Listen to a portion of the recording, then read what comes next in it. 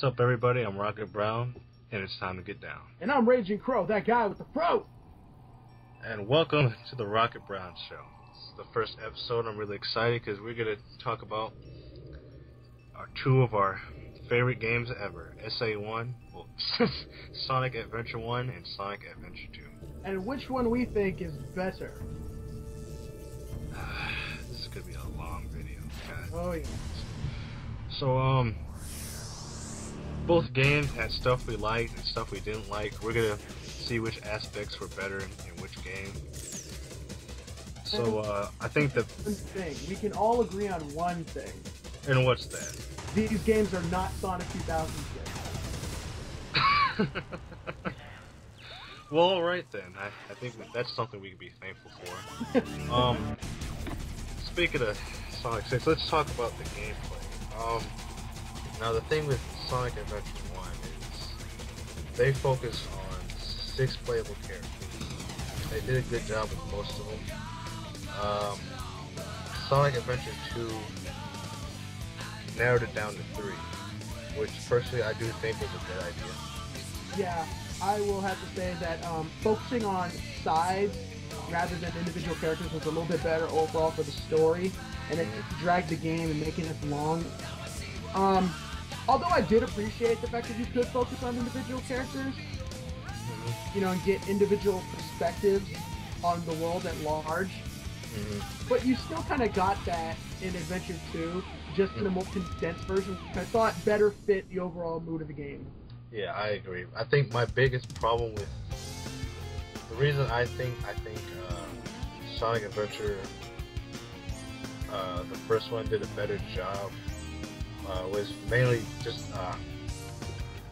how they. Well, first of all, I want to point out why was Tails Nick? That was my biggest issue. Well, I was okay with that actually. I know it didn't bother me at first, but I realized that this is all he could do. I mean, he controlled fine at Adventure 1. It's like, why did they just subject him to mech shooting? I think because they wanted to like give Eggman something to do, and Eggman always uses mechs. I guess it's understandable. They still could have had that, and they still could have allowed him to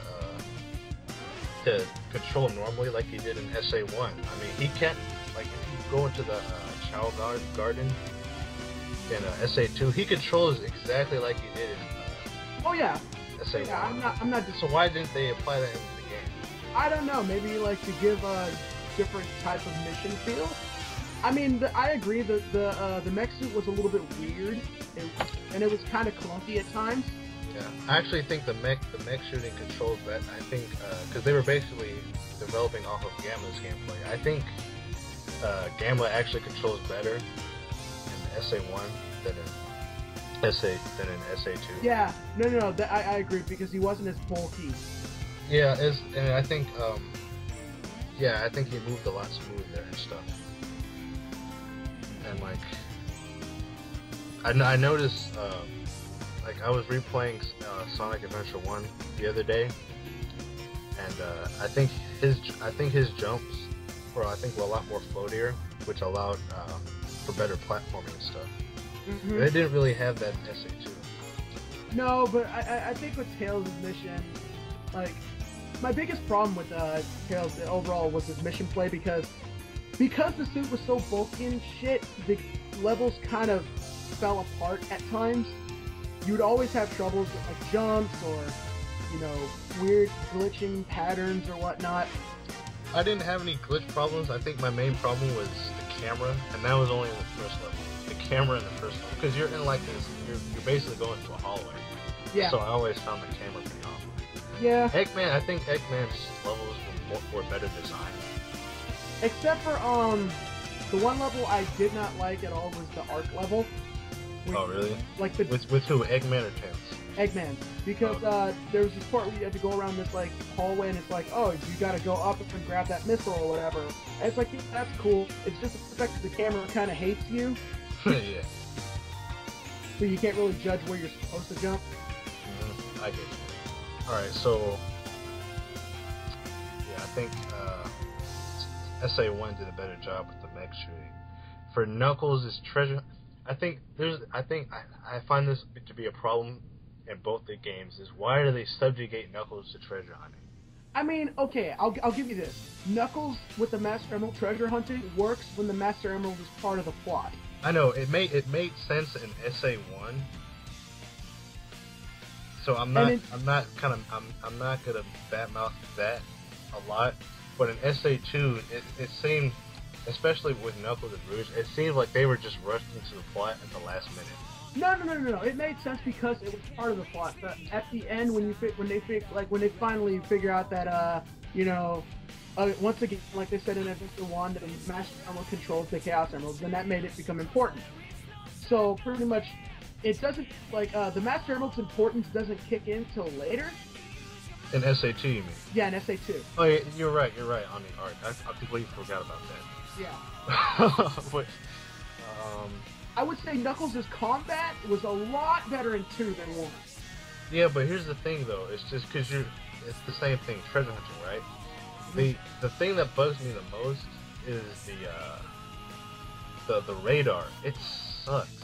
Like they expect you to find all the pieces in a specific order, and that kind of ruins the fun. For me, that kind of ruined the fun of exploring the level. I kind of just ran into things by accident. Yeah, exactly. I think if SA2 had SA1's radar, then I wouldn't have that much of a problem with it.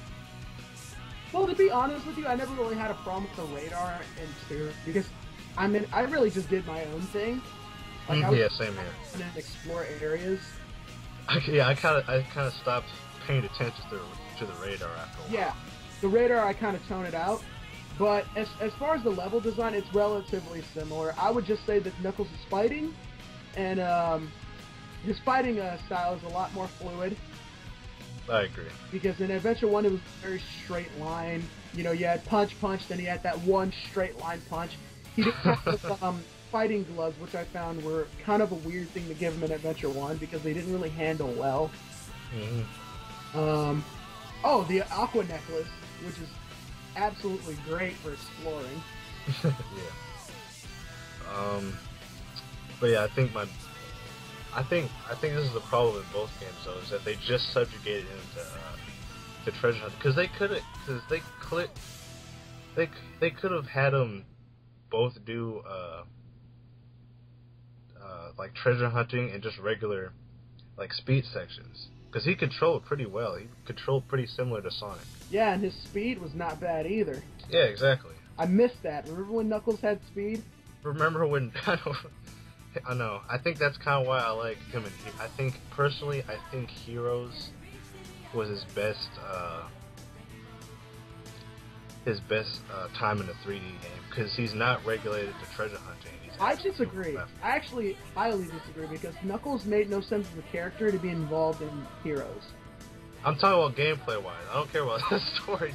Well, okay. Yeah, you're right. It didn't make sense for him to be in Heroes because isn't he supposed to be guarding the Master Emerald? Yeah, and that's an excuse that I use for every game that Knuckles appears in where he doesn't deal with the plot.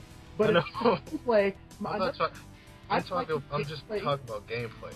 I know him being in the plot is stupid. But I'm just saying, like gameplay-wise, I thought it was cool. I didn't like the gameplay either when it came to Heroes because he was too slow. You thought so? Yeah, he was way too slow. I thought Tails was too slow. I thought Tails was stupid. They were both too slow.